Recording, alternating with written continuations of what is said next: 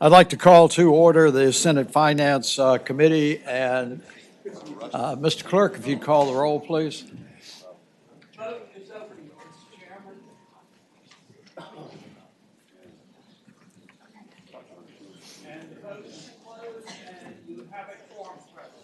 Thank you very much. We have a rather ambitious agenda this morning in an effort to try to expedite it.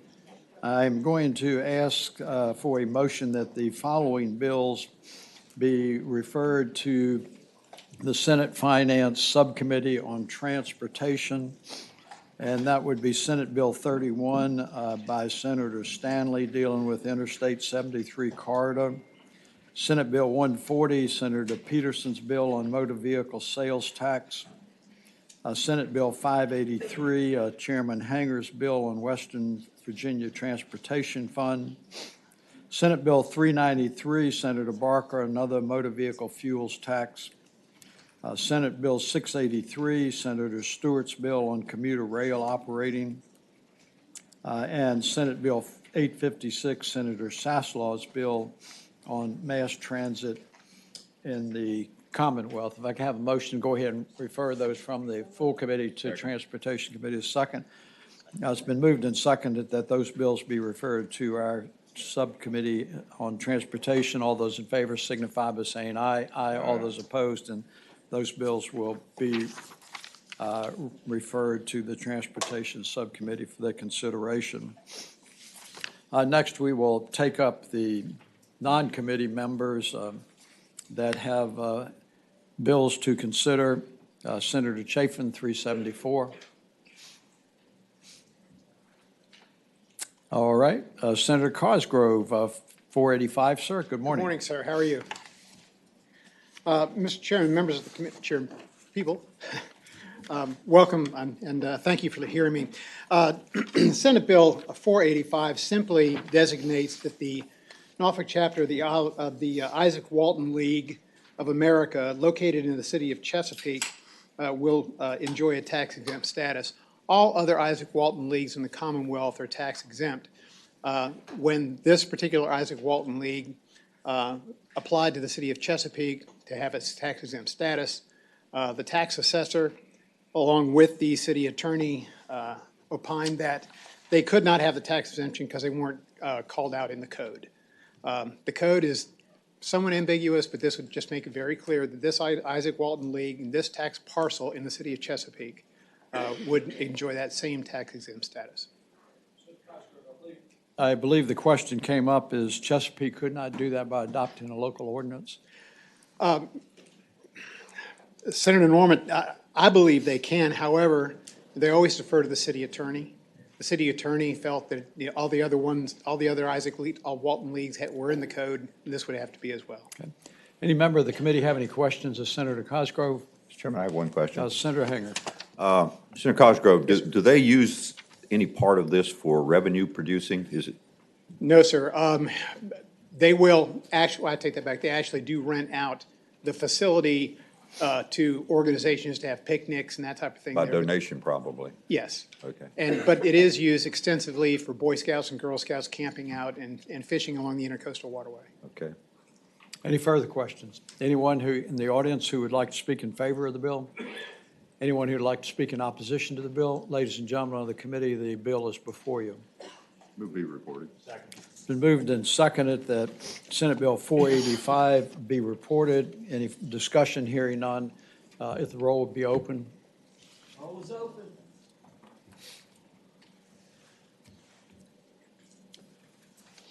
Ayes 12, no 0. The bill is reported. Thank you very much, sir. We appreciate it. Senator, one final thing. I want to thank Lisa Wallmeyer for working so hard on this. She put in a lot of time, so I just wanted to say that. Thank you. All right, Senator Chase, did I see you? Yes, ma'am. Good morning. How are you? You have Senate Bill 716. Yes, thank you, Mr. Chairman, members of the committee. Senate Bill 716 is a request by the Virginia Council for Private Education. It's also supported by the Virginia State Police. It's an employment background checks. They're taking up to a year in some cases for our private schools. Public entities always go to the top of the pile and private entities get pushed to the bottom. So during a time of teacher shortages across the Commonwealth, we need to make sure that employers have their applicants processed in a timely manner. This has implications on the economy as well as it holds up businesses from bringing on staff in a timely manner. I know that one of my insurance brokers contacted me about one such application as well, and he was trying to hire someone, and it was taking almost 2 months just to get a background check, and so missed opportunity there. So Well, let's see if there are any concerns. Any member of the committee have any questions regarding Senate Bill 716? Mr. Chairman, Senator Hanger. I was present in the rehab committee when this was heard before it was referred here, and I think it's in good order, except it would require some funding, so I would move that we attach the clause. There's a primary motion to attach the clause to Senate Bill 716. Is there a second? Second. Been moved and seconded. All those in favor of adopting the clause to Senate Bill 716, signify by saying aye. Aye. All those opposed, and that's adopted. Does any member of the committee have any questions of the senator? Senator McDougal. Mr. Chairman, this came up actually, I think Senator Carrico brought this up in a different public safety subcommittee meeting at some point. As this moves through the process, it would be helpful if state police could get us the actual cost it takes for them to do these backgrounds. I think a lot of other entities, it costs a lot more on the private sector side. So are we getting the actual cost back from doing these? Mr. Chairman, we actually have that information, and I have a budget amendment for that proposal. That Virginia State Police actually had already gotten an estimate to find out how much it would cost. I believe it was $500,000, and we put in a budget amendment for that amount as well. I see Mr. Huggins lurking behind the post over there. Is there something that you'd like to share with us this morning, sir? Just that we very much support this bill and appreciate the senator's efforts. This is an extremely important issue to the citizens we serve, and we would like to be able to significantly enhance the time that it takes to do these background investigations. Thank you. Compelling articulation. Is there anyone? Mr. Chairman. Mr. Chairman. Senator McDougal. Mr. Chairman, maybe I didn't state the question as clearly. Does it cost state police more than $25, or does it cost them more than $15 to run these checks with the amount they have to pay to the federal systems for each of these and the personnel that it costs? So I think the 25 and 15 have been in place for a significant period of time. Is that matching up to what it actually costs state police to provide each of those services? That's, if we could get state police to get us that information, I think as it moves through the process, that's would be helpful. And Mr. Chairman, just to expand upon that, if I could real quick, if you can get a comparison between what the state police charges and what you would pay if you had a private entity to do that background check, would be helpful. Perhaps if you could get that to us before we consider budget amendments, that might be very helpful. And Mr. Senator Chairman, you know, knowing sometimes the fate of bills would get the clause put on them as budget negotiations continue on, just drawing from my experiences with the State Department and what it takes to get a passport, sometimes a little enhanced fee might move things to the top of the pile too, and that might be something that might want to consider for these things that you know, as a way to, obviously it's a very important issue, and we did hear this in rehab and social services, and it could cause a significant backlog, and sometimes I notice the State Department, for a small fee, can crank a passport out yesterday for you, and, you know, so something we might want to consider for some of these type applications. Money and appropriate phone call to an official, sometimes expedited. Senator Newman. Just briefly, and it frightens me that I'm thinking like Senator Wagner, but you know, we have It scares me. yeah, we actually have school teachers that don't go in the classroom because we can't get these things done in time. And state police is doing great work, but if there is a way to expedite, maybe we can work between here and the floor to work on what that might look like. I would be open to that. And I would, Mr. Chairman, I would agree with that. I actually visited the Virginia State Police and met with a number of people there, including Colonel Flaherty before he retired. And this is really you know, as I got to looking into this is a huge public safety issue, not getting these background checks done, not just for the reasons that I'm bringing forward, but in the broad sense altogether. And they were advising me that because our IT has gone 80-20, 20% of the work done with the Virginia State Police is actually going to VITA. And there's some issues there where the Virginia State Police is not being able to appropriately react to emergency situations. And there's some talk that they would like to bring that IT back into the department. So this would help with that as well. All right, well, let's see what we got. Anybody else who wants to speak in favor of the bill? Anyone who'd like to speak? Yes, sir. Good morning. Good morning, Mr. Chair and members of the committee. Matthew Stanley, representing a host of private providers, private schools, children's behavioral health care providers, private schools for students with disabilities.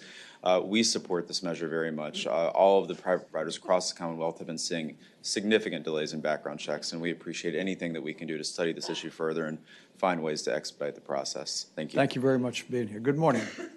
Good morning, Mr. Chairman, members of the committee. Felicia Preisner with the Virginia Catholic Conference. This bill is also very important to our schools to expedite the process, ensuring our teachers are in compliance. Thank you. Thank you for being with us. Good morning. Grace Creasy with the Virginia Council for Private Education. We just want to thank Senator Chase for bringing this to the attention of the committee and the General Assembly this year. And we really look forward to working with all of you to try to get this process expedited. Thank you. Thank you very much. Anyone who has an opposing opinion? If not, ladies and gentlemen, Senate Bill 716 is before you with the amendment. Second? It's been moved and seconded that Senate Bill 716 be reported with the amendment which put the clause on it. All those in favor signify, open the roll. Roll's open.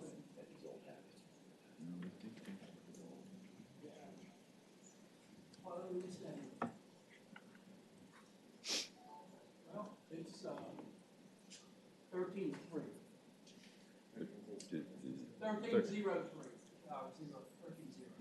Okay, the bill is reported. Thank you very much for bringing that to our attention. Senator Reeves. Good morning. Good morning, sir. You have Senate Bill 471, sir. Mr. Chairman, or Mr. Chairman, plural, this is a bill that you've seen the last 2 years that typically goes to the House, and for some reason they kill it, but it's the Military Mission Improvement and Expansion Project, part of the Commission on Military Installation Defense Activities. And it's designed to support installations and support infrastructure in and around our military complexes. It's part of that program that we put together to try to help us, if and when and should it come, BRAC, the Basic Alignment and Closure Act, to allow us to shore up those so we don't lose those installations. Mr. Chairman, there hadn't been an impact financially on it the last 2 times that we've gone through this program. So I think it'll probably be the last time I try to get it through the House, but that's the bill, Mr. Chairman. Does any member of the committee have any questions of Senator Reeves? Is any member of the public who would like to speak in favor of Senate Bill 471? Anyone who would like to speak in opposition? It's been moved and seconded that Senate Bill 471 be reported. All those in, open the roll. Roll is open.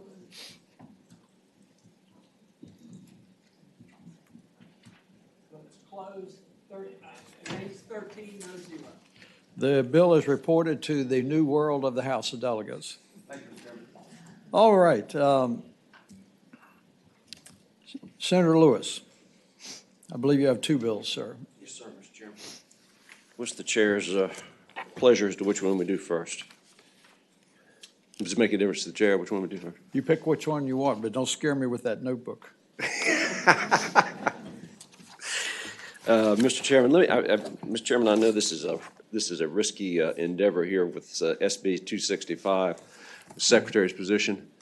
But I have had some discussions this morning, Mr. Chairman, with the administration that I think may put this in a better, more palatable posture for some folks. If the chair would indulge just one more pass on that, I might be, as I said, in a position to achieve some policy goals with a lower price tag and, again, more palatable structure. Bottom line is creating a new secretariat. I'm sorry, what, Judge? Bottom line, creating a new secretariat. Yes, no, the bottom line would not create a new secretary, no. Any questions from anybody on the committee? Is anyone in the public who would like to speak as to the bill? Mr. Chairman, I guess what I'm asking is, I may be in a position for some further talks with the administration to reconfigure this bill to make it a little more palatable, I think is what I'm trying to say. What would you like for us to do with this? If you could pass it by for 1 week. Well, I see you have a gentleman behind you that came up from downtown Gloucester who wants to speak, so why don't we give him an opportunity? Okay, yes, sir.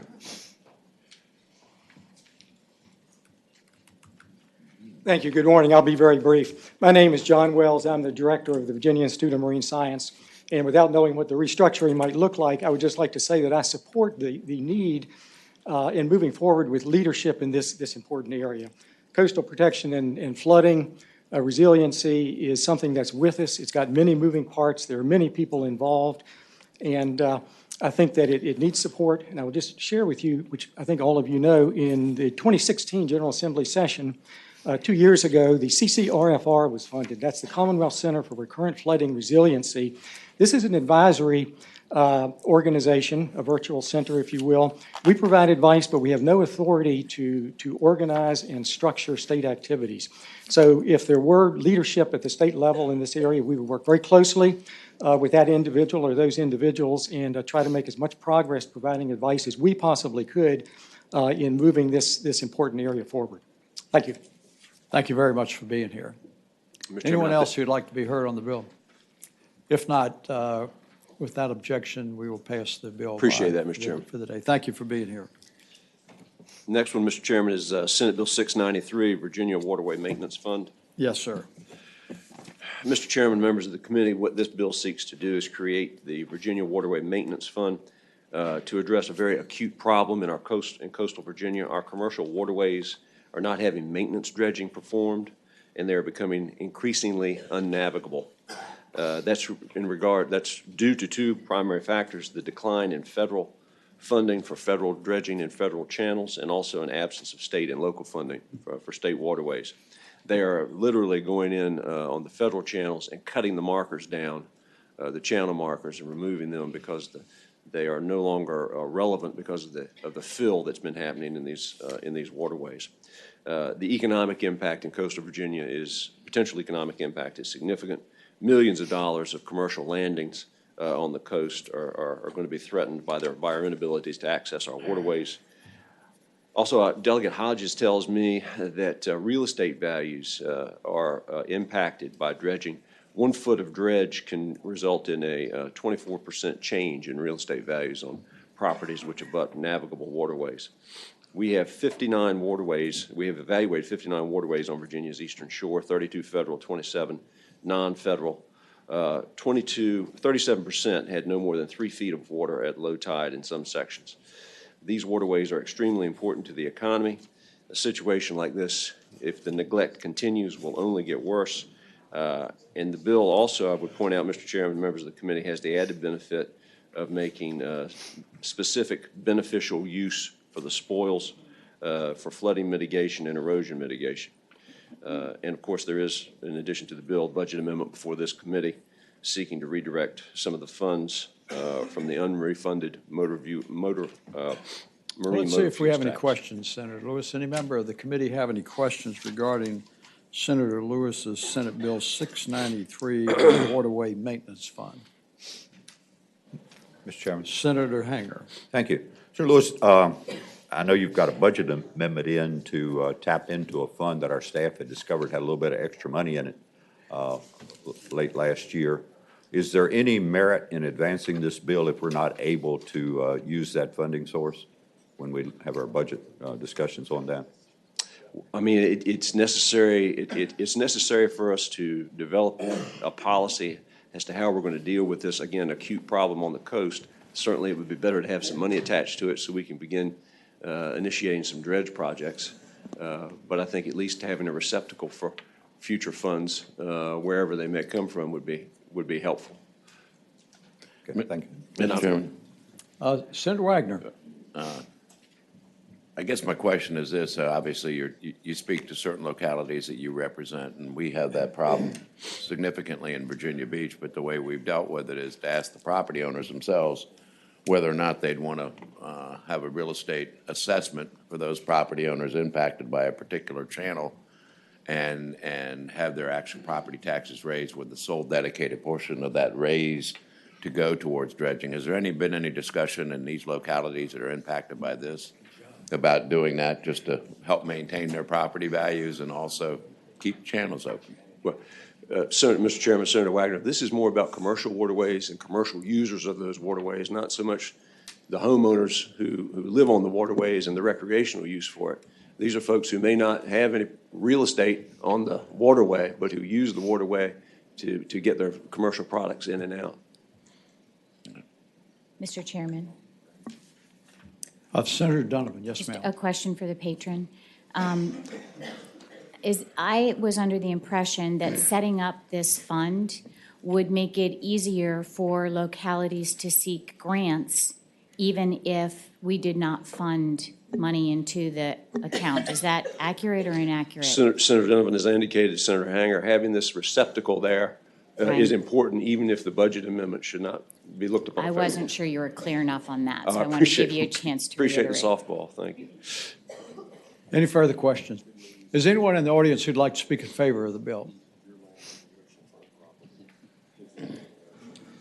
Good morning, sir. Good morning, Mr. Chairman, members of the committee. Curtis Smith, Planning Director for the Accomack Northampton Planning District Commission, speaking on behalf of the Eastern Shore Navigable Waterways Committee and the counties of Accomack and Northampton, who have expressed their full support of the legislation and the reallocation of the funds for the use described by Senator Lewis.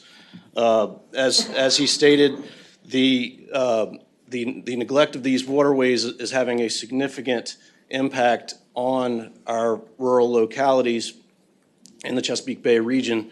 Locally on the Eastern Shore, they provide critical access to two economic anchors, being the seafood industry and the recreation and tourism industry, which constituted over $300 million of economic activity for our rural locality of 45,000 citizens. So as stated, 9 of our 27 non-federal waterways on the Eastern Shore are currently impassable for all practical commercial and recreational uses.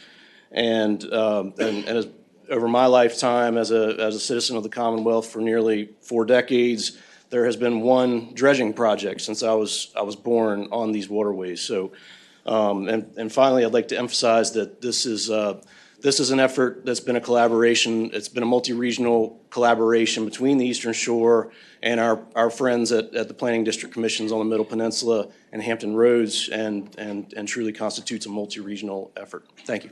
Thank you very much for joining us this morning. Good morning, sir. Good morning, Mr. Chairman. Nice to see you. Louis Lawrence, I'm the Executive Director for the Middle Peninsula Planning District Commission.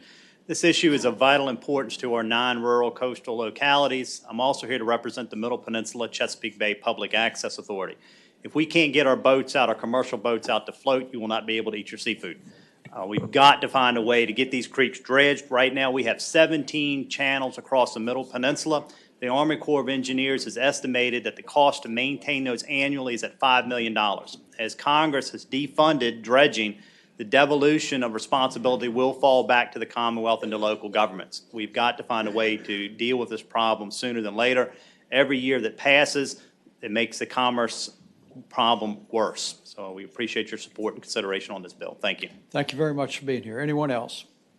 Is it anyone who has a contrary opinion? If not, ladies and gentlemen of the committee, Senator Lewis's bill is before you. Is there a second? It's been moved and seconded that the bill be reported. If you would open the roll, sir. Roll is open.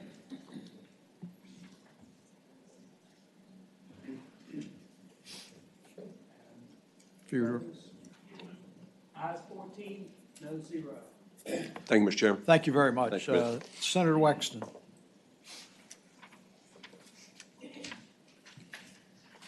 Good Good morning, Mr. Chairman. I have Senate Bill 445.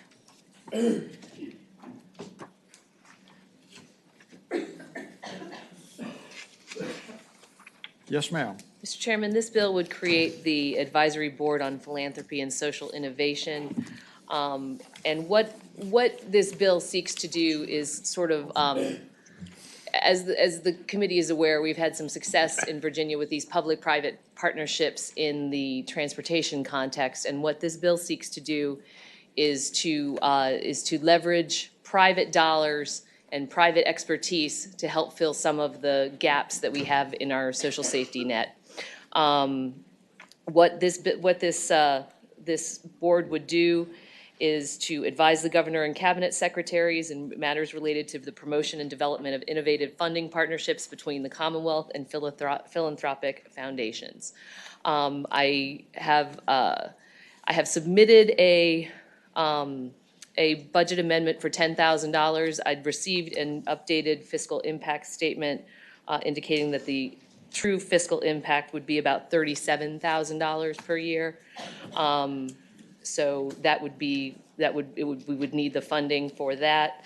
Mr. Chairman, I do have a witness here to speak in support of the bill, and I do have also a list of Virginia leaders who have endorsed this concept and have been working with Mr. Plummer in creating this board. Fine, we welcome hand receipt that of the around list and be happy to hear from the witness who's joined us. Come on up, sir.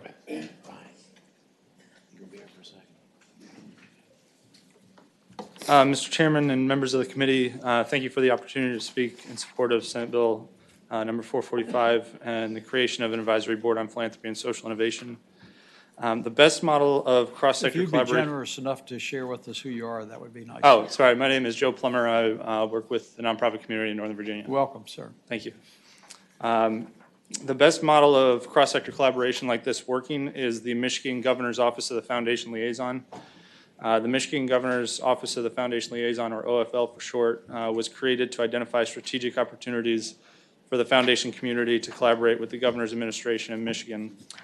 Since its creation in 2003, the OFL has brokered more than $150 million in foundation investments into early childhood education, K-16 education, economic and workforce development, public health, and land use.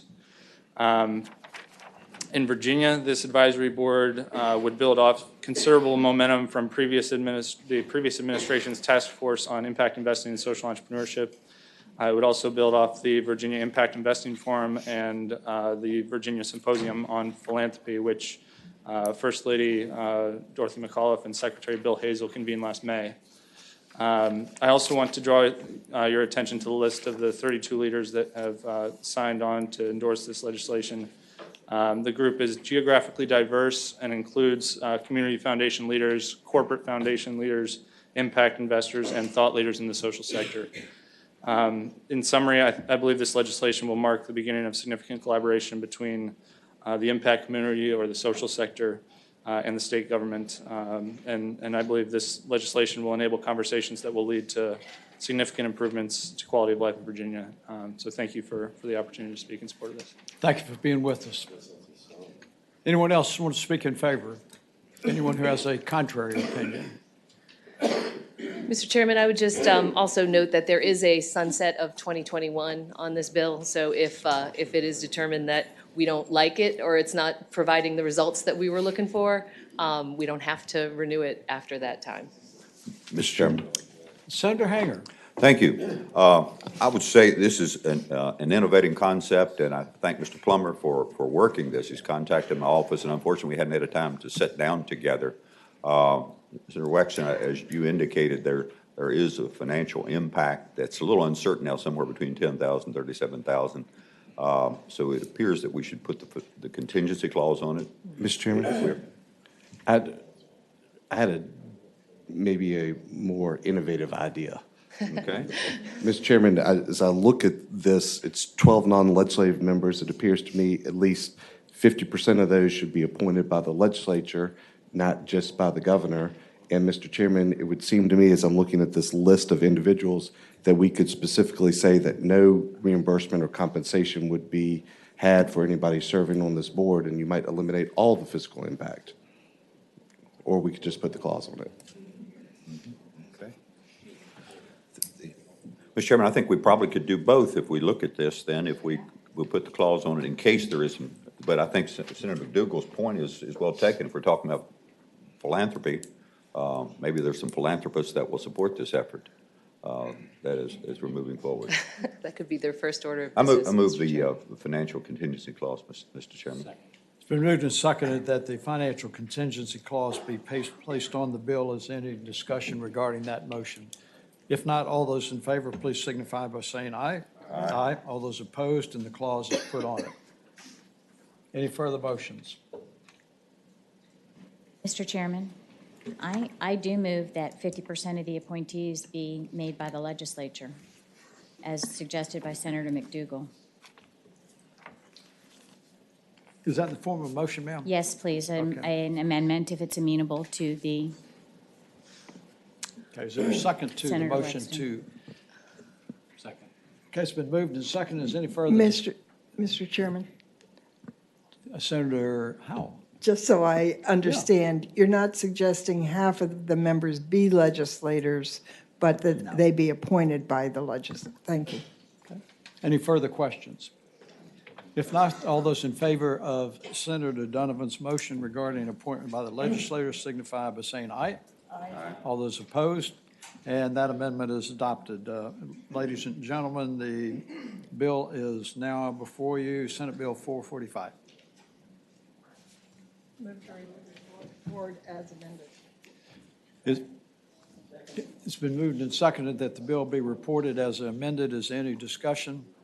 If not, open the roll, please, sir. Roll is open.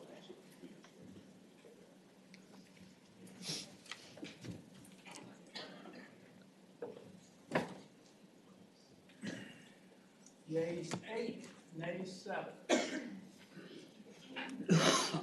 Thank The you, bill Mr. is Chairman. narrowly reported. Thank you, Mr. Chairman. Thank you very much.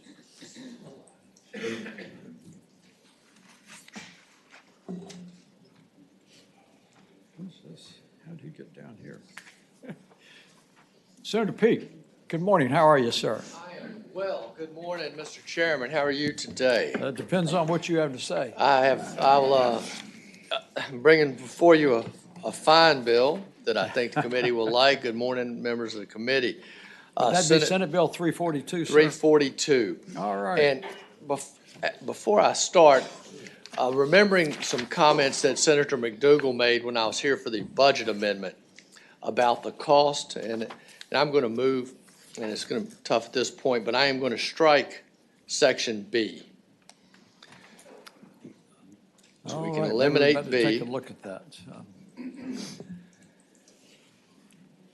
Lines 20 through 24. Is there a motion from the member of the committee to strike lines 20 through 24? Okay. All those in favor of that amendment signify by saying aye. Aye. All those opposed, and that amendment is adopted. And why don't you succinctly tell us what the bill now does with that stricken language? And Mr. Chairman, what I would do is on line 17 where we have shall compensate local jails for the actual cost, and then I would submit in a phrase as calculated in the jail cost report prepared annually by the compensation board. And that is the amount that's referred to in the packet that you got on this bill. So that takes it away from the localities to determine the amount and then leaves it up to the. All right, let's see what we got. Council, do you have that amendment? I do. I would say, Senator Peake, just to make things expedient in the future, if maybe you'd submit that to us in writing, that would help, sir. I'm well aware of that. I apologize, Mr. Chairman. No apologies necessary. We're all learning. Now to the merits of this bill. Does council have the amendment? Yes, sir. The amendment would be on line 17, after cost of incarceration, insert comma as calculated in the jail cost report prepared annually by the Compensation Board. Okay. Does any member of the committee want to move the amendment as reported? Hello? So moved. No, I heard a second. It's been moved and seconded that the amendment as reported by council be adopted. All those in favor signify by saying aye. Aye. All those opposed, that amendment is adopted. Now, why don't you tell us succinctly what this does with your amendment, sir? Yes, Mr. Chairman. Right, currently, we have, the Department of Corrections is not picking up prisoners that are sentenced to Department of Correction jail time, I mean, people who have been sentenced for more than a year. There are about 3,500 of those prisoners still staying in the local jails. The local jails are being compensated $12 a day. The actual cost is $46 a day. What we have is an unfunded mandate on localities of $53 million. Now, we submit that we do not, this really should have no financial impact because we believe the money is already with the Department of Corrections to take care of these prisoners. If they pick them up on the 61st day pursuant to statute, then there is no financial impact. But if that is not done, there's a $53 million unfunded mandate on localities. So the purpose of this bill is to fund localities for the actual cost of the prisoners they're holding that should be in the Department of Corrections. Does any member of the committee have any questions of Senator Peake regarding his bill with the amendments? If not, is any member of the audience who would like to speak in favor of Senate Bill 342? Mr. Committee members, Mr. Chairman, Dean Lynch with the Virginia Association of Counties, also speaking for the Virginia Municipal League. Thank the senator for bringing the bill, and just let know our organizations support the bill. Thank you for being with us. Anyone else? Good morning, sir. Morning, Mr. Chairman, members of the committee. David Blunt, Thomas Jefferson Planning District. Several of the counties in our region overlap, counties that are represented by the good senator. They've been very interested in this legislation as well. I'd also like to lend our support. Thank you very much. Anyone else that would like to be heard? Is there anyone who has a contrary view that opposes the bill? Mr. Chairman? Uh, I have a question for Senator Peake. I'm sorry, I think we have a new member of the committee down there. All right, Senator McDougal. Senator Peake, would you mind if we amended this to also say that each locality that received state funding for jail construction reimburse the Commonwealth for that jail construction funding, since they'll no longer need that? We are calculating in the funding that they are receiving for the personnel of these jails. But no, I would not approve that amendment. I think you might have lost my vote there. Okay. I don't think I ever had it, Senator McDougal. Very astute. All right, any further questions? All right, ladies and gentlemen, if not, Senate Bill 342 is, excuse me, before you.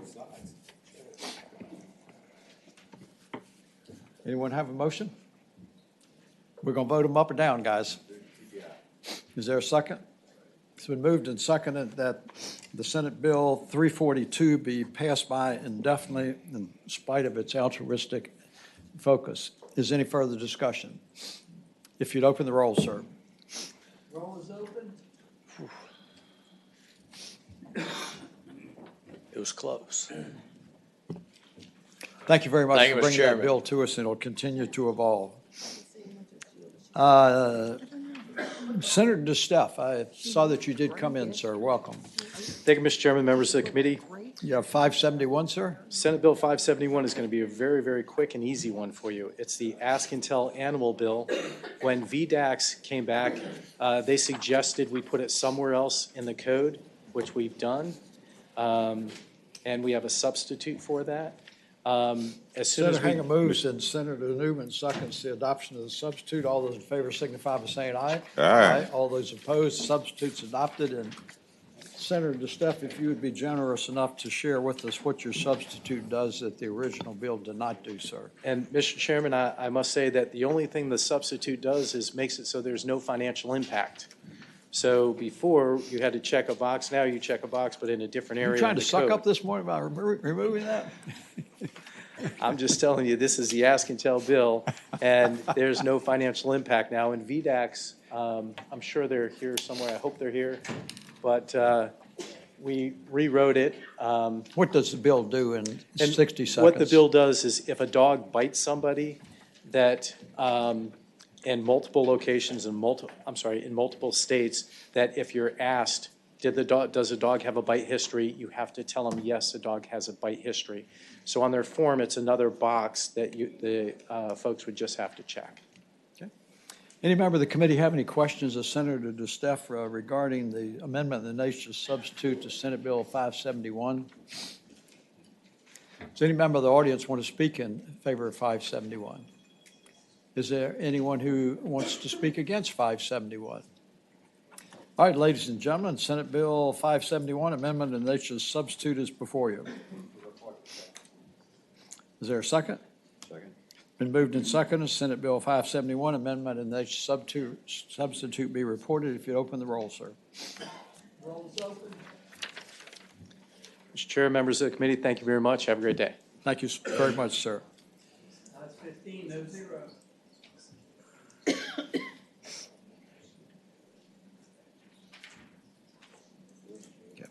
Senator Chafin, did I see you meander in? Yes, you did, Mr. Chairman. Good morning, members of the committee.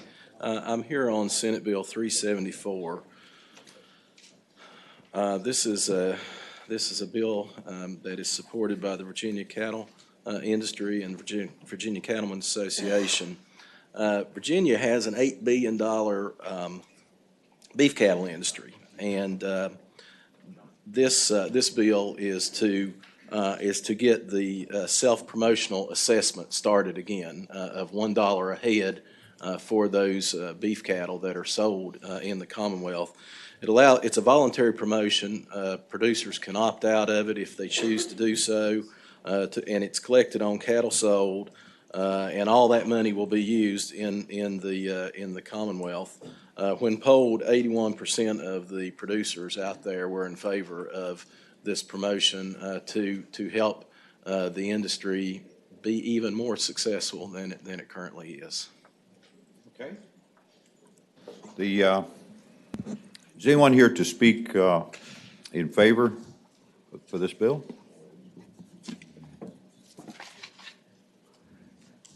And just briefly, I think we're in pretty good shape here. Go ahead. Good morning, Mr. Chairman. Jason Carter, Virginia Cattlemen's Association, along with Virginia Agribusiness Council, Virginia Farm Bureau, we're in support of the work that's a product of Senate Bill 374. Thank you very much. Hi, I'm Ariel Brown with Virginia Farm Bureau, and we are also in support of this bill. Okay, very good. Anyone here to speak in opposition to the bill? I would say that, Senator Chafin, that one of the features you put in this bill, which is a good thing, it's at the request of the cattlemen themselves, but it also provides a feature where if anyone objects, they can request a refund, which I think is a good feature. It is a great feature, and it just allows people to either support the program or not support the program. All right. Motion, is there a second? Motion properly supported to report the bill.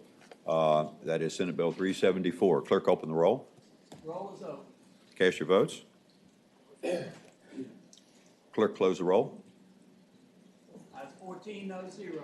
Ayes 14, no zero. The bill is reported. Thank you, Thank Senator you, Mr. Chafin. Chairman, members of the committee.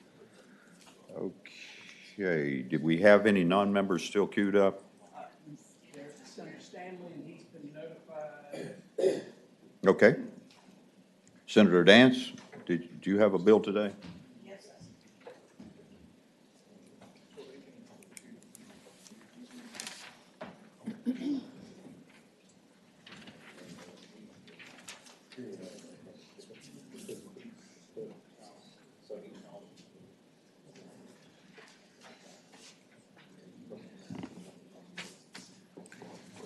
Mr. Chairman, I have a amendment in search of a partner on this good bill, and she's not here today, but I'm going to offer up this amendment. The purpose of this amendments are, Senate Bill 247? yes. Okay. The purpose of the amendments are to cap the registration fee that the Virginia Commissioner of Agriculture and Consumer Services can charge an applicant, because that was the concern of this good patron I hope is going to be here, but she's not here today. And I would ask council to Okay. explain those. Alicia, do you have that amendment? Yes, sir, Mr. Chairman. It actually, there's going to be amendments several places throughout the bill, but each of the amendment relates to changing. Right now, the fee that can be charged can be established by the commissioner, and the amendments would set the fee at a rate not to exceed $50. Not to exceed $50. Okay, is there a motion to accept that amendment? Motion properly supported to accept that amendment, which caps the fee at $50. All those in favor signify by saying aye. Aye. Any opposed? All right, that amendment is adopted. Senator Dance? Thank you, Mr. Chairman. The Commissioner of Agriculture and Consumer Services, this authorizes him to undertake research through the establishment of a higher education industrial hemp research program. This bill would expand the opportunity to conduct industrial hemp research to all institutions of higher education in Virginia, whereas today only public institutions of higher education in Virginia may conduct such research. The bill will allow farmers and processors who are interested in growing or processing industrial hemp in Virginia to take full advantage of the opportunities authorized by the 2014 Farm Bill. The bill also aims to expand the opportunity for industrial hemp research in Virginia by adding an industrial hemp research program directly managed by the Virginia Department of Agriculture and Consumer Services. It allows Virginia farmers and processors to grow or process industrial hemp without being a participant in a research program managed by an institution of higher education or serve as an in-between person. The current industrial hemp grower licensure program would be replaced with a simpler registration program for growers and processors that envisions the registration of one person associated with each location where hemp will be grown or processed, and would eliminate the current requirement that the application process for a license include a fingerprint-based criminal history record check. Okay. That's the extent of it. This bill was previously reviewed by the Ag Committee, Senator Stewart's committee. Do you know, is there a budget amendment in, or was it included in the introduced budget? Yes. There's a budget amendment in? Wait a minute, that was a part of the governor's. It's in the introduced budget, I Yes. understand, so all right, okay. I expect we still will need to add a financial contingency clause in case we're not able. It's $156,000 a year. Yes. Is there a second? Motion properly supported to add the financing contingency clause. All those in favor say aye. Aye. Any opposed? All right, Senator Dance, you have some folks, I believe, to speak in favor of this. Mr. Chairman? Before Yes, Senator Dance Senator leaves, McDougal. we can, in that, under section 32415, number 3, why did you eliminate the requirement that somebody not be able to participate in this if they had a drug conviction within 10 years? Who wants to speak to that?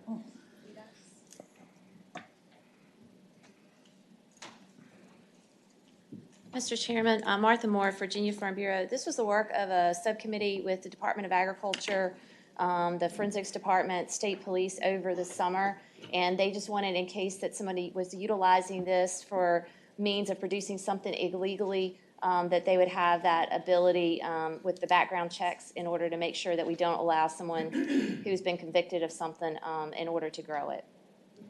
Mr. Chairman? Senator McDougal. Maybe I missed it, but it looks like that was stricken. That's current law says you can't do it within 10 years, and that was stricken. I think you're right, Senator McDougal. So that's the part that I have a concern about. Okay. Mr. Chair, members of the committee, I'm Erin Williams with the Department of Agriculture and Consumer Services. We, as Ms. Moore said, worked with stakeholders this summer to work on this bill. The intention behind striking that provision was to move industrial hemp closer to being treated like any other agricultural commodity. Okay. Mr. Chairman, at the appropriate time, I'll probably have a motion. Okay, all right. Thank you. Senator Dance, we'd be glad to hear from your supporters. Okay. Hi, I'm Ariel Brown with Virginia Farm Bureau, and we are in support of this bill. Okay, thank you. Mr. Chairman, members of the committee, Jonathan Harding with Virginia Agribusiness Council. We are also in support of this legislation. Thank you. Thank you very much. Anyone in the audience opposed to this bill? Senator McDougal, you want to address your issue? Yes, Mr. Chairman, I would move that we, under 32415, unstrike the stricken language on number 3. Okay.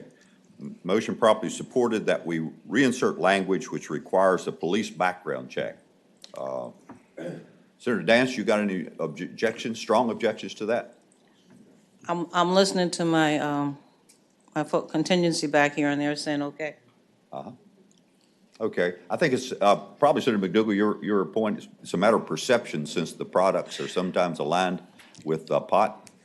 Yes, Mr. Chairman, I think that's a good question, because I think I've mentioned this, but maybe I should let the good senator know, and I'm sure he does know, that it would take a tree, big oak tree, whole tree, to get the same effect as one stick of that other of marijuana. That's why it's hemp, because this is industrial hemp. And that's the research that has been done in the institutions of higher learning to make sure that at what point it's no longer considered under the Federal Drug Administration. We went through all of that with the first hemp bill that I brought forward. This is the second one that we've had, the farmers have been working with, that they've been waiting for the institutions to release it, and now it's at that point of release. So once it goes in the ground, it's no longer protected by that federal drug, because this is just hemp, not marijuana. It's same but not the same. It takes a whole tree, oak tree, to be the same equivalency. Okay, but okay. Well, you haven't. But I want this good bill to pass, and if that's the only way, if he's not going to withdraw that amendment, I want this good bill to pass, so I want it to go. I know what he would probably say otherwise. Okay. So under those conditions, I want this good bill to pass. Okay. Do you have a point to make on the amendment? No? I will, Mr. Chair, members of the committee, speak to the reason that we removed the requirement for the background check was because it's not federally required under the Farm Bill that allows hemp growth for research purposes. Additionally, this was the point that we continue to hear from stakeholders and the farmers growing, that it's a burden to them entering the program, having to go through the background check. All right, we have in front of us an amendment that would put the language back in, which requires a police background check. Mr. Chairman, actually, I don't think that's the amendment. I don't think we changed the background check. I think we just the amendment was the prohibition on a prior felony drug conviction, but we didn't change the process. I didn't make that in the motion I just made. I just left the prohibition on the felony drug conviction within the 10 years. Okay. Counsel, you have what he's... Do you have that language then, Lisa? Yes, sir, Mr. Chairman. On page 3, strike lines 141, through 143. Okay. All right, then. Excuse me, Mr. Chairman, unstrike lines 141 through 143. I'm sorry. Okay. So the impact of that, if we pass this, you're disqualified if you have a previous felony conviction of drug use. Okay? All right, understanding the amendment, all those in favor say aye. Any opposed? No. Okay, do you maintain a count on that, John? Yes, sir. Okay, all right. The amendment passes. The bill is in front of us. Senator Dance, you have anything further to say? I would hope that this is a desire of this committee to pass this good bill. Understand with the clause on it. Okay. We have a motion that the bill be reported from Senator Saslow. Is there a second? Second. Motion properly supported to report Senate Bill 247 as amended. Clerk, open the roll.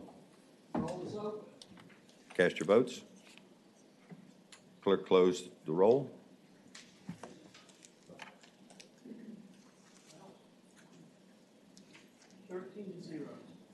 Ayes 13, nays 0. The bill passes. Thank you. Thank you, Senator Dance. Okay, Senator Lucas.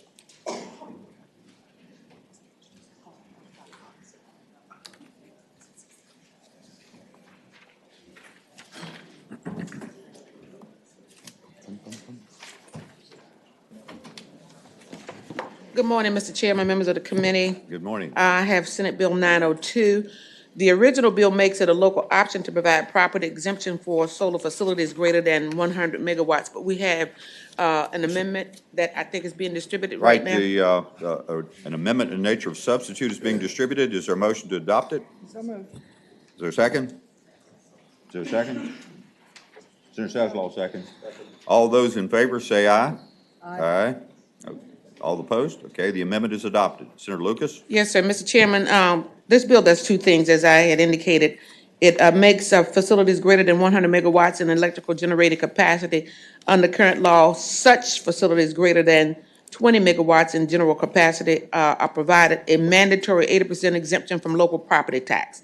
And secondly, it clarifies that for the purposes of applying the mandatory tax exemption, a project owned and operated by the same business on one site or contiguous site shall be considered one project. The reason for the bill, Mr. Chairman, members of the committee, is that solar facilities generating greater than 100 megawatts in generating capacity typically occupy more than 1 square mile in land and are in different large-scale power plants with an oversized footprint. In 2017, the General Assembly increased from 100 to 150 megawatts the allowable size for an expedited state permitting process. One such project is in my district in Surrey County, and it actually has two adjacent 150 megawatt applications owned by the same entity, covering a total of 4 square miles, an area larger than the capacity or the cities of Falls Church, Lexington, and Manassas Park. Under current law, this project not only qualifies for the mandatory 80% exemption, but also seemingly takes advantage of the expedited state permitting process by splitting a 300 megawatt project into two. And there, Mr. Chairman, you have the essence of the bill. And I do have speakers, if you don't mind. Okay, we'd be glad to hear from the speakers. Joe? Yeah. Yes. Thank you, Senator Lewis. Mr. Chairman, and I talked to the senator just prior to the meeting with some of the stakeholders, and we've agreed to make a just simple line amendment change where we say 20 to 100 megawatts to change that to 20 to 150 megawatts.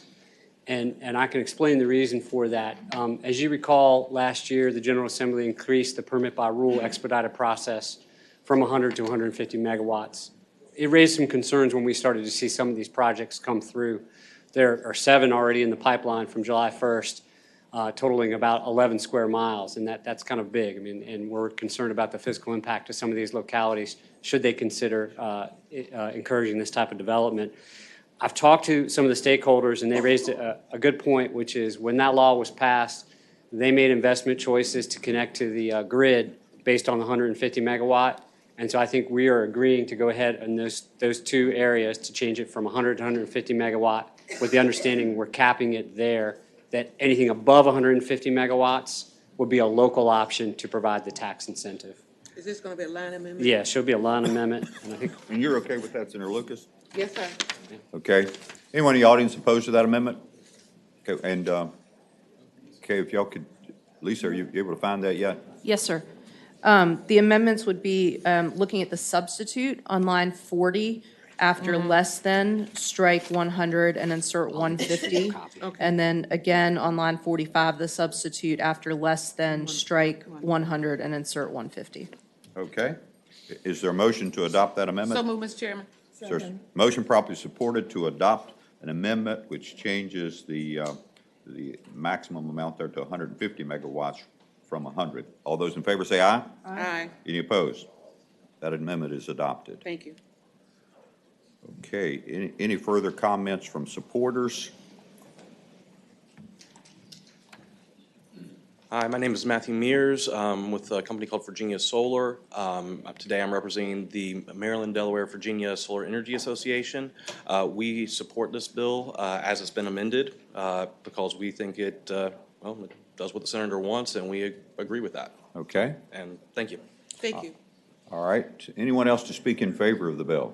Anyone here in opposition to the bill? The primary thrust would be to provide some equity to local government in making decisions on this. Is that fair, Senator Lucas? Yes, sir, that is correct. Mr. Chairman?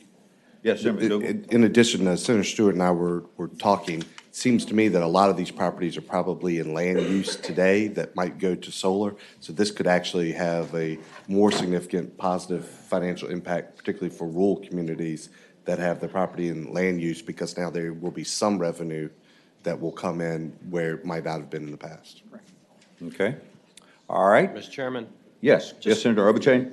Quick question, and I don't know whether the patron or somebody can answer this, but I actually worked on permitting of not a solar project, but a small power project that was supposed to be able to access the expedited approval process of the State Corporation Commission. It was probably about 8 years ago.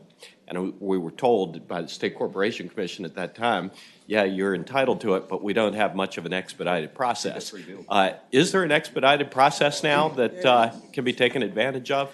Sure. So back in 2009, the General Assembly passed the permit by rule, and I know there's maybe some others in the room, maybe people from DME can answer the process. It is a more expedited process, is my understanding, than having to go directly to the State Corporation Commission and do basically a rate filing case. All right. Glad to hear it. Okay. Thanks, Senator Obuchain. Any other member have any comments or discussion on this particular bill? Hearing none, what's the pleasure of the committee? Motion properly supported to report Senate Bill 902, substitute as amended. Hearing no further discussion, clerk open the roll.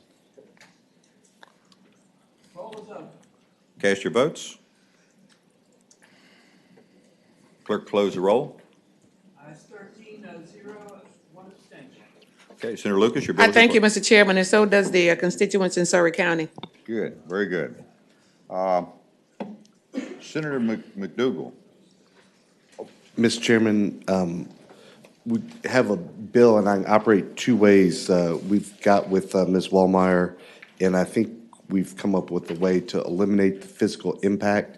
She knows conceptually what that is, but we don't have it written out. So if the committee wants to go on concept, we can move forward today, or she can have it written out for the next meeting. By the time we came up with it, there just wasn't time for her to prepare that. What's your preference? Senator McDougal, we can go by for the day? Mr. Chairman, I'm agnostic. If the committee wants to get it done with, I'm happy.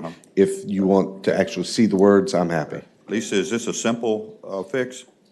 Mr. Chairman, the bill, which Senator McDougal will explain if we go forward today, creates right now a licensing process, and that would change the licensing process into a registration process. Okay. So instead of a licensing process, it would be a registration process, and then that removes the fiscal impact. There would be a fee for the license, or what is the deal?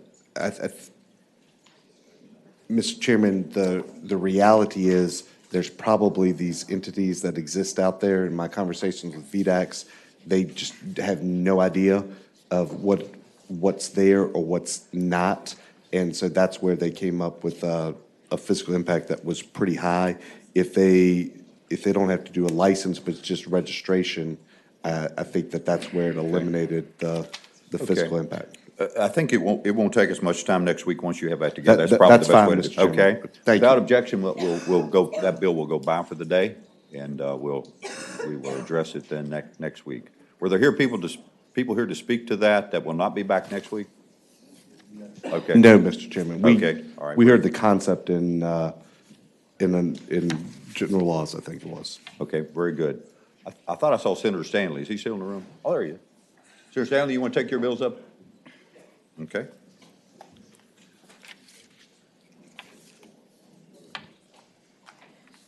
Good morning, Mr. Chairman, members of the committee. Good morning. Mr. Chairman, if we could start with Senate Bill 28. Senate Bill 28, okay. And, Mr. Chairman, I'm proud to co-patron this with Senator Glenn Sturtevant. This is a policy statement bill, which quite frankly, I think is important for the state to make. Those you may have seen over the summer, we had news reports where the McGuire VA Center was conducting serious and painful experiments, Class E experiments, which Senator Sturtevant will describe on dogs without any relief. And what we really found out was that taxpayer money was being used to fund these painful and needless and unnecessary experiments. And so what this bill says is that we're going to put a marker down, and it has been amended to reflect, and we've worked with the colleges on this as well, but we're going to put a marker down and say we're not going to allow state taxpayer dollars, where 75, almost 80% of Virginians own a dog, and almost every one of them thinks they're a member of the family, that we're not going to use general fund taxpayer money to conduct these experiments. It does not stop private funds from being allocated. But I think that as stewards of the taxpayer dollar, this is not where we should be putting our resources. And with that, I'll turn that over to Senator Sturban. Senator Sturban? Thank you, Mr. Chairman. Members of the committee, Senator Stanley, I think, hit the important points. The fundamental question here is a policy question. This bill simply seeks to prohibit the use of state taxpayer dollars only. Doesn't impact private funding, but to only prohibit the use of state tax dollars in the use of animal testing that is only of the most severe in nature. The highest category of testing under the USDA guidelines that are referred to maximum pain experiments. A similar bill that was actually more expansive passed unanimously in the House of Representatives a few months ago that would have banned not just the federal funding of the Category E testing, but also Category D, which is a lower level of testing. Our bill, in the hopes that we can make this important policy statement and protection of taxpayer dollars in Virginia, is to apply that ban on state tax dollars to only those maximum pain experiments in Virginia. Okay. Any member of the committee have any questions for, see if we have people here to speak to it? Do you have people here to speak to this bill, Senator Sturban, Senator Stanley? I believe so. Okay. Mr. Chairman, good morning. I'm Matt Gray with the Humane Society of the United States. We're grateful to the patrons for this measure. As they described it, this bill targets only the worst of the worst, really the most cruel and painful experimentations, and it doesn't prohibit them. It only prohibits state funding of them. So we think it's a good measure and a small one.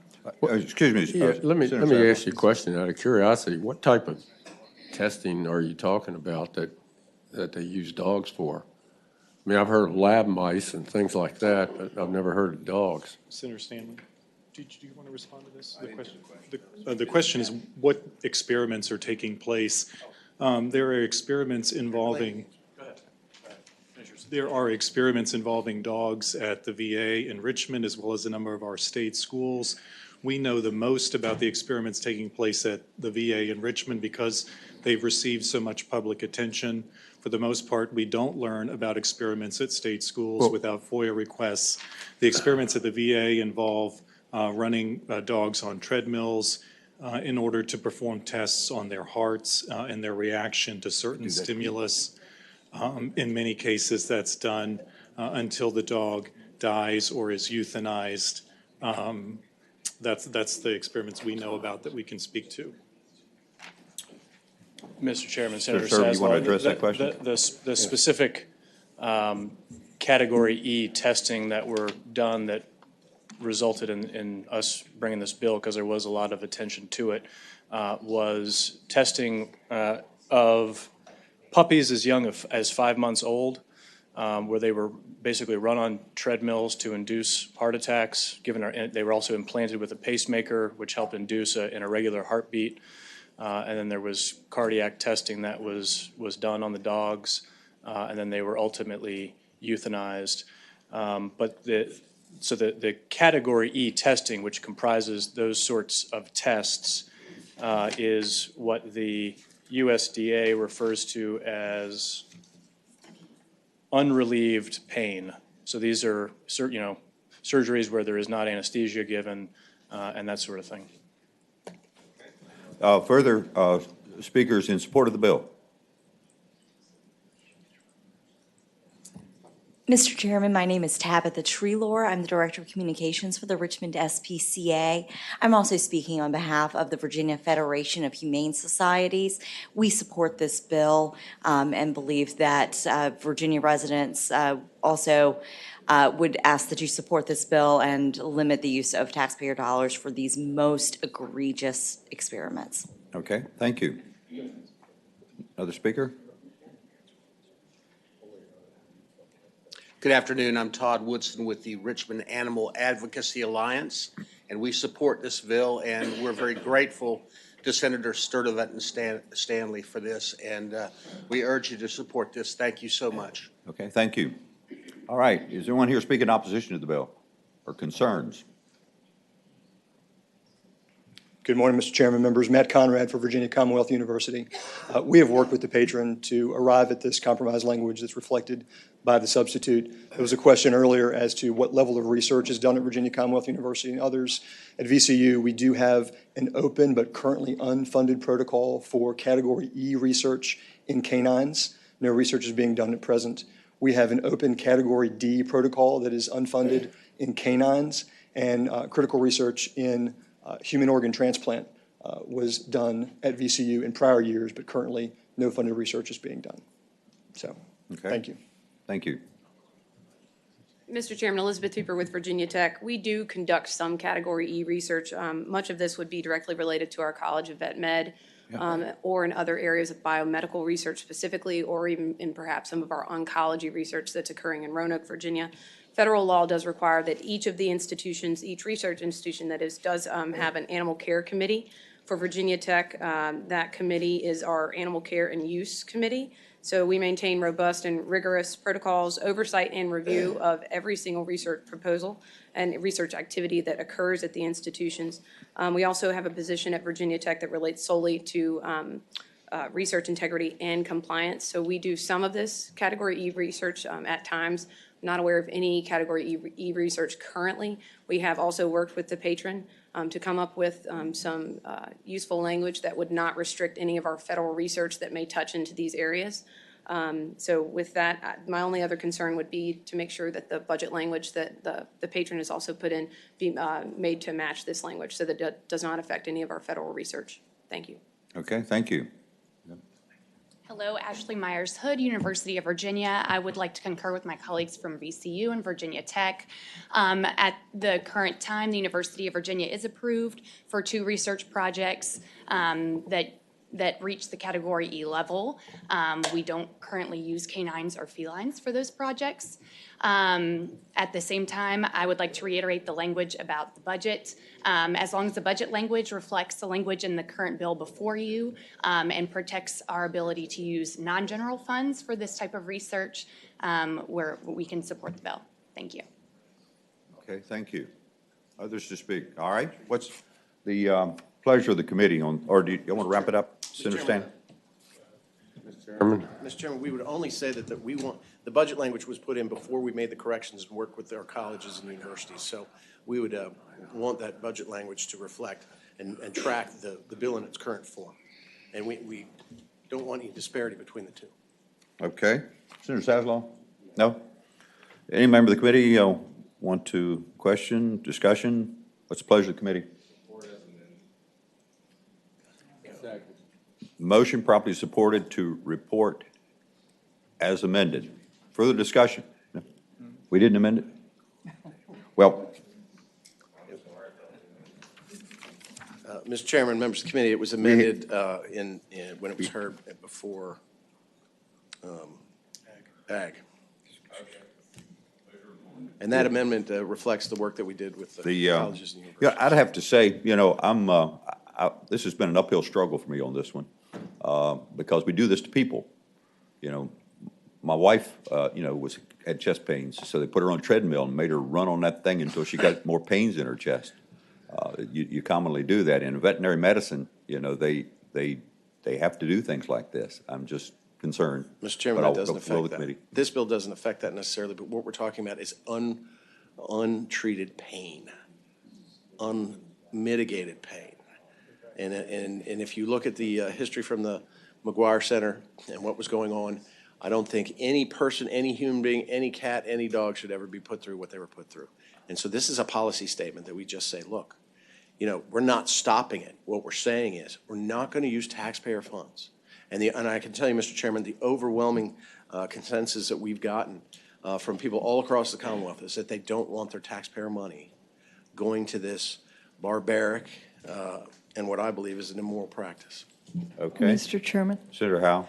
I think the problem I'm having with this is that you're including our colleges and universities because they have taxpayer funding, and yet they're doing very important research.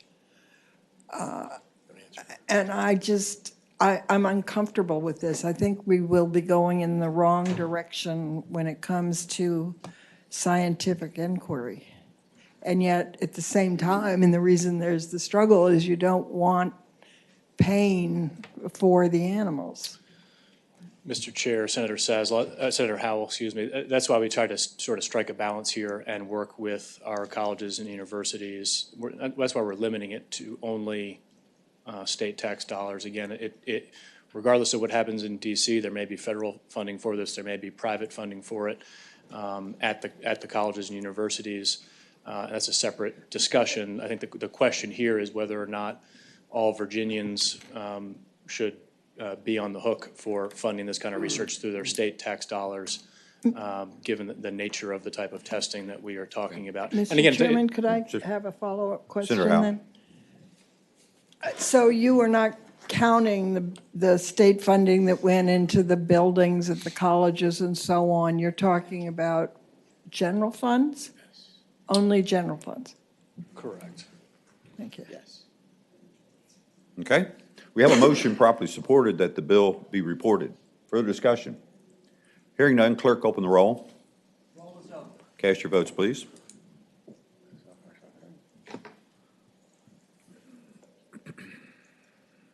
Clerk, close the roll.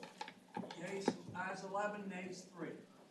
Yeas 11, nays 3. The bill is reported. Thank you, Senator you. Stanley, Senator Sturdivant. Thank you. All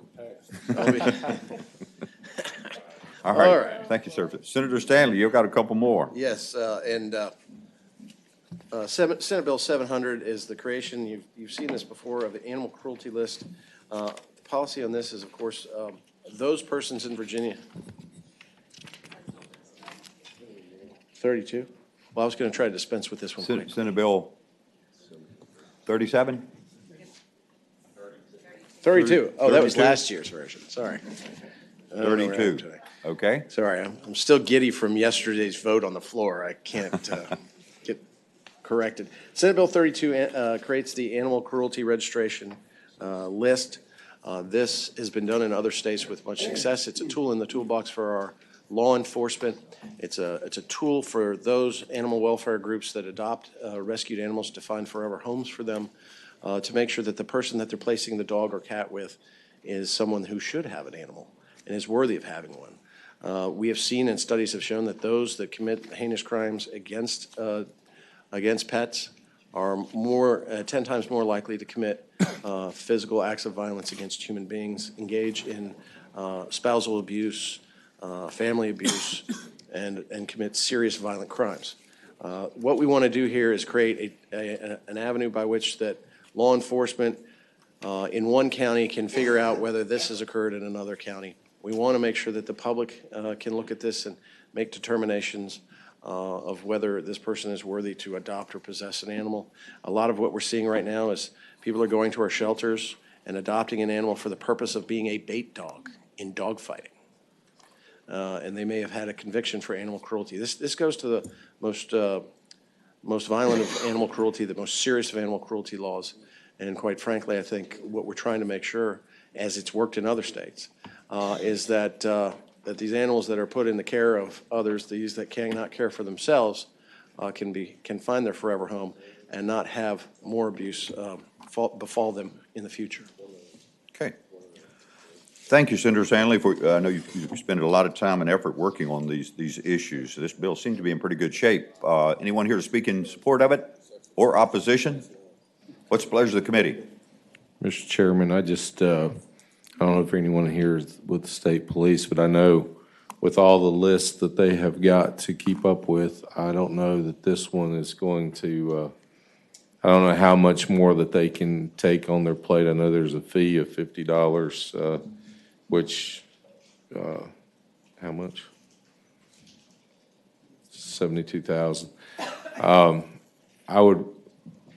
don't know how much it would cost, but I would like to know over the year how this would be formed and how this would be put together. So I just think right now is too soon to try to estimate a cost of what this would be on the department to keep up with a list like that and assess these individuals.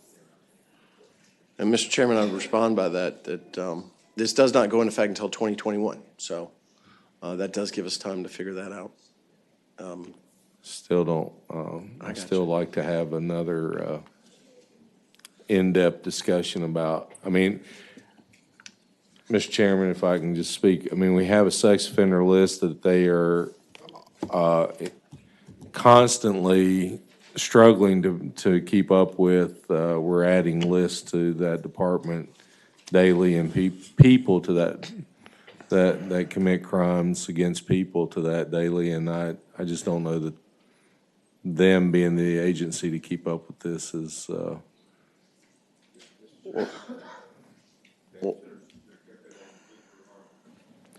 that completes my remarks. Senator Sasslaw? Bill, have you talked to the state police about what they? We did generally, and you know, and I've had discussions with my seatmate, Senator Carrico, about this, and look, the implementation of this would be by 2021. We're seeing a lot of success with other states that are doing it. But I think Senator Carrico brings up a good point, because ultimately, if we're going to do this, then we need all parts working together.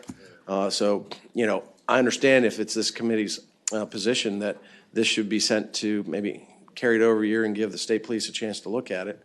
And I think so, you know, whatever this committee believes is the right thing to do, I would like their full participation, not have them struggle or fight or tell me they don't want it. And if they don't want it, but it can be done, maybe there's another way we can do it with another agency.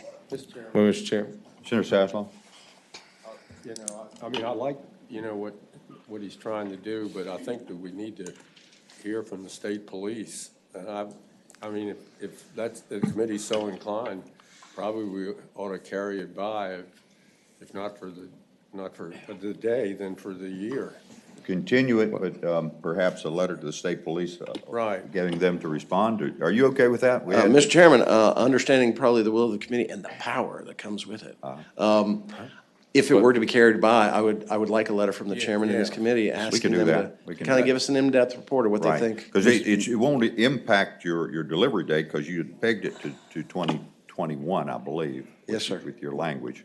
Mr. Chairman, if we're going to do that, could we also include in that letter what they suggest should be that identifying information? Right now, the bill just says the name and the offense, but if I look at the patron's name, William Stanley, my guess is there are hundreds of William Stanleys in the Commonwealth, and one of the things on the sex offender registry we've found is people with similar names. We don't want the wrong William Stanley to be identified, so maybe in that letter, we could ask what they think should be, what information they think should be included on the list.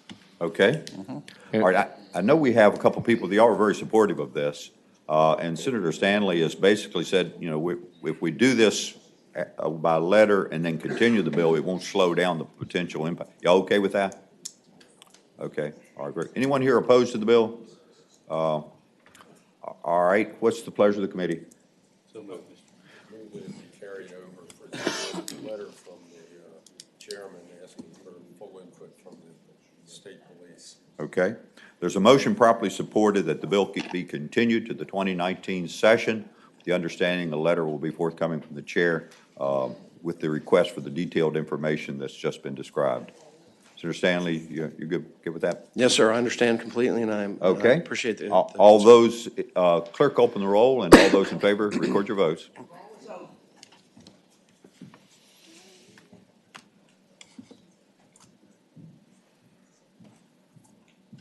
Ayes 14, no 0. Ayes 14, no 0. The bill is continued, and there will be a letter. Thank you, Mr. Chairman. My last bill Mr. Chairman. Okay, Senator Stanley? Mr. Chairman. Oh, I'm sorry, Senator Obuchain? While Senator Stanley's here,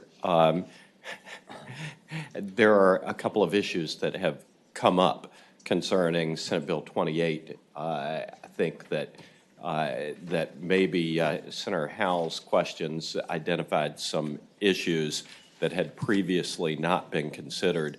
And having voted on the prevailing side by which we reported Senate Bill 28, I move that we reconsider the vote by which it was reported for the purpose of asking that it be carried over and not for a new vote right now so that we can consider John, is that a those. recorded vote?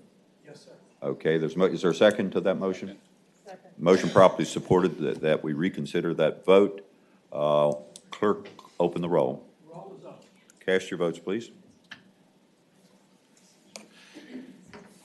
Okay, clerk, close the roll. Ayes 12, no zero. Ayes 12, no zero. Senate Bill 28 is back before us. Mr. Chairman, I would move that we pass this by for the day. Okay.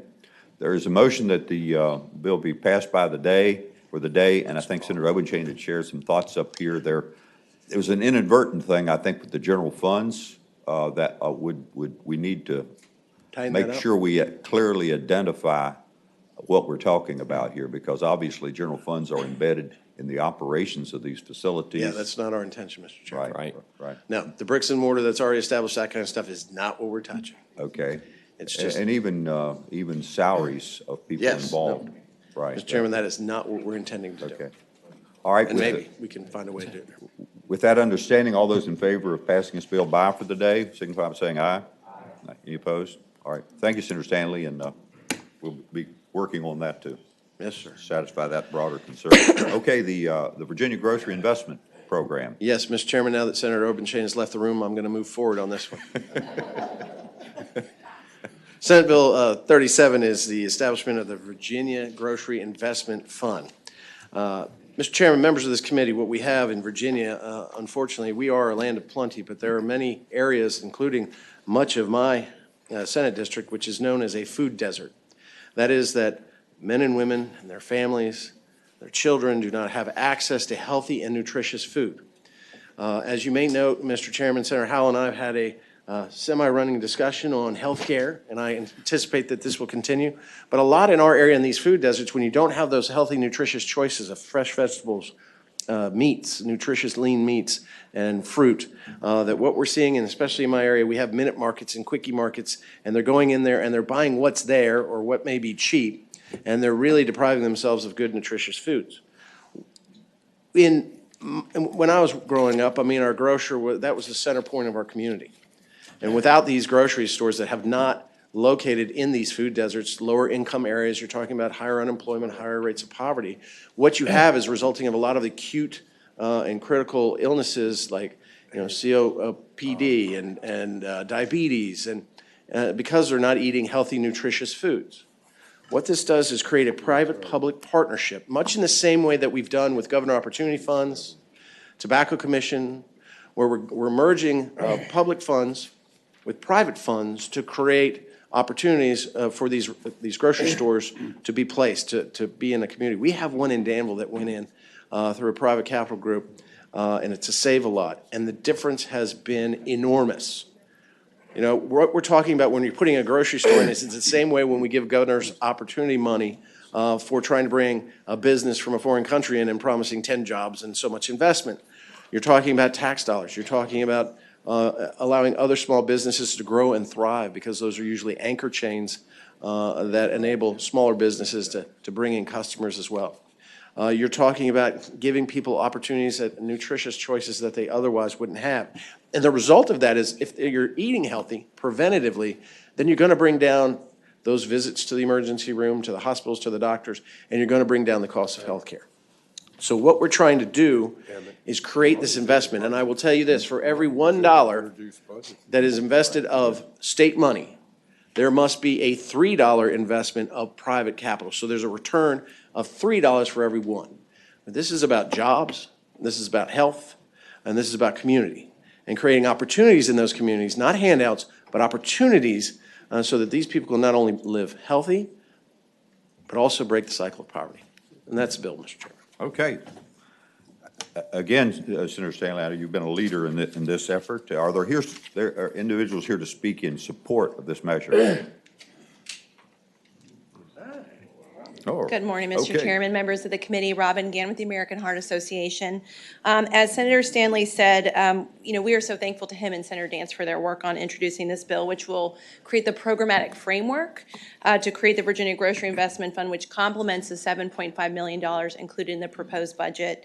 As you've heard before, 1.7 million Virginians, which includes 480,000 children, live in these low-income communities with limited supermarket access. and we know this has real consequences to their health.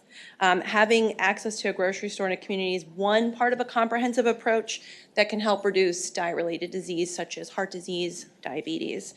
So this program is modeled after a very successful model in Pennsylvania, started over 10 years ago.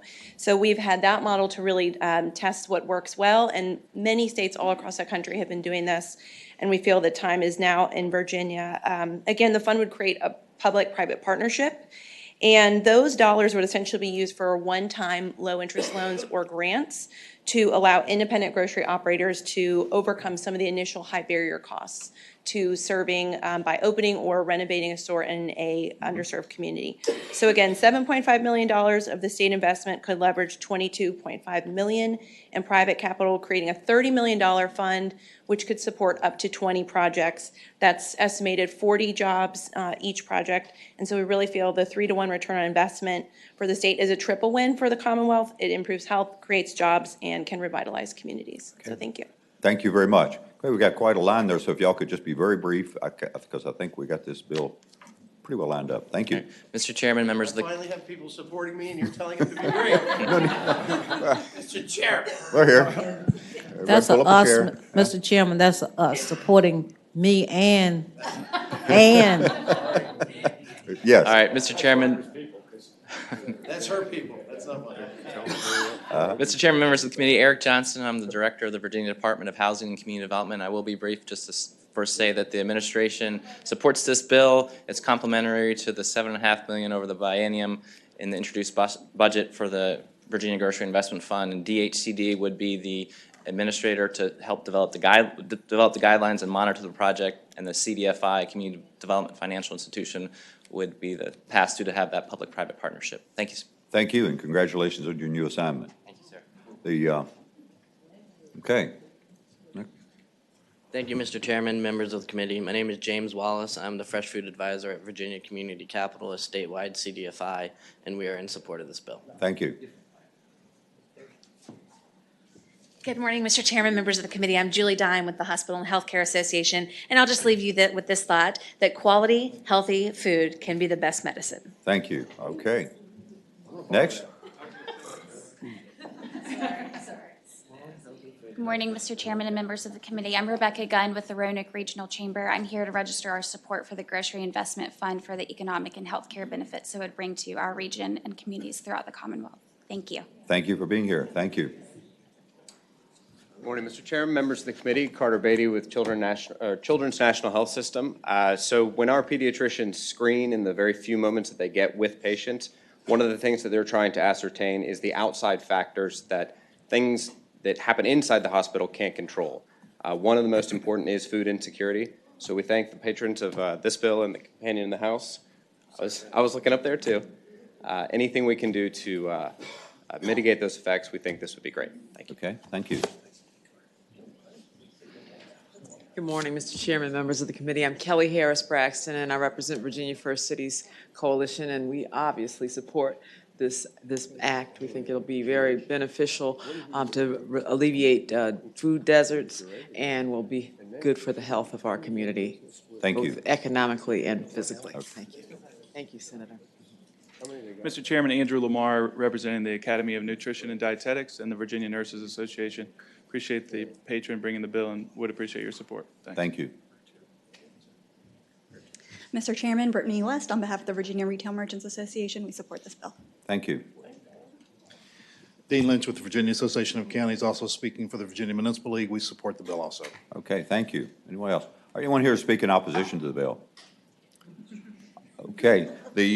And Mr. Chairman, if I may say, I'm honored to serve as chief co-patron with Senator Dance. She's been a real And that's why all the partner. people were here. And that's who brought all those people here. Okay, well, just glad you clarified that. Thank you. No, All right, we have the bill in front of us, and I would just make one note. This will require the financial contingency clause, and let me explain why, because it seems like it's widely supported. The introduced budget includes $5 million each year. There are a lot of things in the introduced budget that we're not going to be able to fund this year. There are some decision points, as you're all aware of, and I'm not making a point one way or another right now, but if we don't pass Medicaid, then there are two scenarios. We don't have the provider assessment, we're going to take 400, and don't pass Medicaid, we're going to take $427 million off the table. So this one I don't think will be in jeopardy, but it probably not at $5 million. We'll just have to evaluate that. So Chair would ask, Chair would ask for an amendment to attach the financial contingency. Motion properly supported to attach the financing contingency clause. Any discussion? All those in favor say aye. Aye. Any opposed? All right, what's the pleasure of the committee? I move be reported. Motion properly supported that the bill, that is Senate Bill 37, as amended, be reported. All those in favor, clerk, open the roll. Cast your votes. Clerk, close the roll. Ayes 13, no zero. Ayes 13, no zero. The bill is reported. Thank you, Mr. Chairman. Thank you. And we certainly will try to put some level of support for this so that the bill will advance. And I appreciate that, Mr. Chairman. Yeah. Thank you very much. In 2016, we had $1.25 million in there, and we lost it in conference. So I just want you to know that history. Okay. Does this mean they're going to get a Wegmans?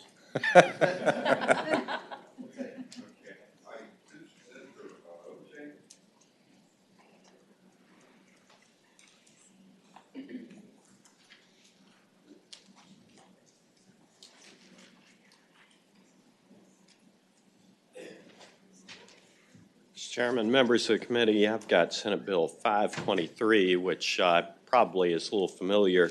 This is a bill that was passed last year and met the governor's veto pen in the aftermath of session. It is an election bill that is intended to hopefully pave the way to replace the voter ID process that we have. It simply requires DMV, which collects digital photographs of everybody who has a driver's license or identification in Virginia, to port over that digital file to the Department of Elections for inclusion in the electronic poll books. And this bill doesn't permit anybody to be turned away. It is the beginning of a process. See how it works. And there's a delayed enactment provision in it, and $106,000 fiscal impact in 2020. And I think the clause is an appropriate addition to this so that we can see how it works its way through the process. A motion properly supported to attach the financing contingency clause. All those in favor say aye. Aye. Any opposed? Okay, Senator Robinson. That's the bill. Okay, and you serve on the General Government Subcommittee, I believe, so you'll be looking at that as well. What's the pleasure of the committee? I would move to report. Motion properly supported that Senate Bill 523 as amended be reported. Clerk, open the roll. Cast your votes.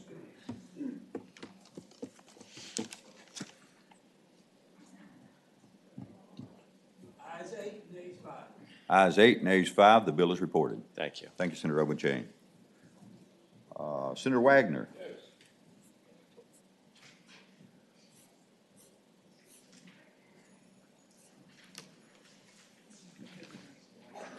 Energy efficiency revolving fee. Thank you, Mr. Chairman. I have Senate Bill 894. And what the Senate Bill 894 does is create the Virginia Energy Efficiency Fund within the Virginia Resource Authority. It designates 40% of the amount of excess of $325 million from certain recordation taxes, over $325 million, to fund this fund. This fund is being developed. This whole request comes from the city of Norfolk, Mr. Chairman. And I have invited the speaker from the city of Norfolk here to talk a little bit more about why Norfolk feels it. But what this does is encourage a revolving loan fund to put in energy efficiency projects within the city with a cost recovery plan. And I would like to invite former Delegate Drake up here to talk at length about it. Oh, okay. Thank you, Mr. Chairman, members of the committee. Yes, We're honored to have you here today. Thank you very much. This is at the request of our mayor, who you all know, former Senator Kenny Alexander, who was really interested in finding a way that would encourage local governments, institutes of higher education to look at energy improvement projects. And so we did reach out to Senator Wagner and ask him to submit this legislation. What the way that this would work is it would be zero interest charged on the loan based on these energy improvements. The repayment would be based on 75% of the savings from the energy efficiency unless the loan would not pay off in 10 years or 80% of the life cycle of the project. And then those payments would adjust for that. It would be based on individual decisions by the authority in regards to the terms and the project for any of these local governments. And local governments would guarantee these loans. So happy to answer any questions, but what we were looking for is a way, and certainly in a city like Norfolk that's certainly an older city, to be able to rehab existing properties, build new properties. We do build our own schools in Norfolk as local government to be able to be more energy efficient on these across the Commonwealth. It also includes electric vehicles.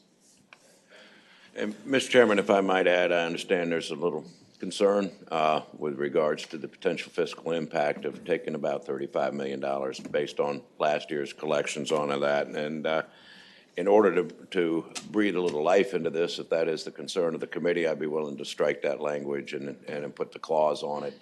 So at least we've established the fund and move that forward at this point in time. And as we work through the process, let's see what can happen. So I don't know if you consider that. Yeah. Senator Wagner, before you were gracious enough to offer that, I was thinking perhaps it might be good for us to pass this bill by for the day and let it go to Senator Ruff's subcommittee. You're on that one, I believe, and maybe y'all can come back with a recommendation of what posture you want it in. Would that work? I would appreciate that, Senator Hager. Thank you. Okay. Senator Ruff, you okay with that? Yeah. Okay. All right. Chair would entertain a motion that the bill be passed by for the day. Second. Motion properly supported. All those in favor say aye. Aye. All right. I believe, is that clear of the docket? Okay. If there's no further business, the